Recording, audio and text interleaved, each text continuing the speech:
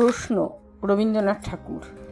ভগবান তুমি যুগে যুগে দূত পাঠাইছ বাড়ি বাড়ি দয়াহীন সংসারে।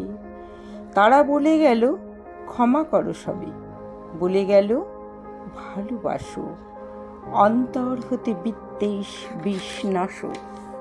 বরণীয় তারা, স্মরণীয় তারা, তবুও বাহির দ্বারে আজি দুর্দিনে ফিরানো তাদের ব্যর্থ নমস্কারে। আমি যে দেখেছি গোপন হিংসা, কপট রাত্রি ছায়ে হেনেছি নিঃসহায়ে। আমি যে দেখেছি প্রতিকারহীন শক্তির অপরাধে বিচারের বাণী নীরবে নিভৃতে কাঁদে। আমি যে দেখিনু তরুণ বালক উন্মাদ হয়ে ছুটে কি যন্ত্রণায় মরেছে পাথরে নিষ্ফল মাথা কুটে। কণ্ঠ আমার রুদ্ধ আজকে, বাসি সঙ্গীত হারা, অমাবস্যার কারা লুপ্ত করেছে আমার ভুবন দুঃস্বপ্নের তলে।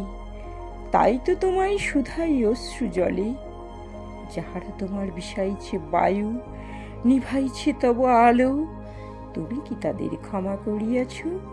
তুমি কি বেসেছ ভালো?